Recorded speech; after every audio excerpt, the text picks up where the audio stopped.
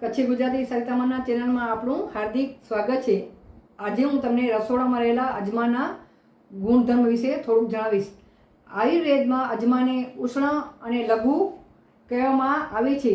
તેમાં પાચન શક્તિ વધારનાર અને દોષોને સમાવનાર ગુણધર્મો છે। અજમો શરીરના દરેક ભાગ માટે ખૂબ જ અસરકારક છે। અજમાનો નાશ લેવાથી શ્વાસમાં તાજગી આવે છે અને કફમાં રાહત થાય છે।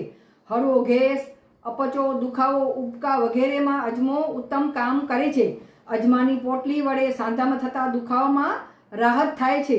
અજમાના પાવડરને લીમડાના રસ સાથે પેસ્ટ બનાવીને લગાવવાથી ચામડીના જે રોગો હોય છે તેમાં રાહત થાય છે।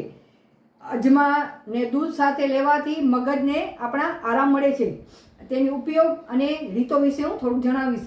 1 ચમચી અજમો પાણીમાં ઉકાળી દરરોજ પીવું જોઈએ। તે દુખાવા માટે ગરમ અજમાની પોટલી વડે શેક કરવો જોઈએ। અજમાને પાણીમાં ગરમ કરીને નાશ લેવો જોઈએ। અને ક્યારે લેવાય? જો ભૂખ ન લાગતી હોય ત્યારે અજમાનો આપણે ઉપયોગ કરી શકીએ છીએ। માસિક ધર્મ નિયમિત રીતે ન આવતું હોય ત્યારે પણ તેનો ઉપયોગ કરી શકીએ છીએ। અને ડિલિવરી એટલે કે સુવાવડ, બાળક આવ્યા પછી પેટની જે સંકોચનની પ્રક્રિયા હોય તેના માટે અજમો ખૂબ જ ઉપયોગી છે। બાળકને પેટ દર્દમાં અજમાનું ચૂર્ણ આપવું જોઈએ।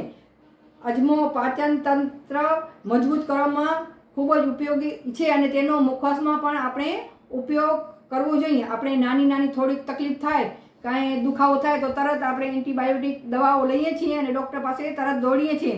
તો આપણા ઘરમાં પડેલા અજમાનો શા માટે ઉપયોગ ન કરીએ?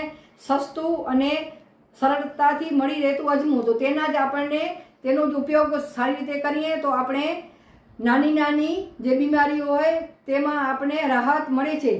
આ હતી મારી અજમાની ઘરેલું ટિપ્સ। તો તમને મારી આ ટિપ્સ ગમે અને રીત ગમે તો લાઈક કરજો, શેર કરજો, કોમેન્ટ કરજો અને મારા ચેનલને જરૂરથી સબસ્ક્રાઈબ કરજો। આભાર તમારો।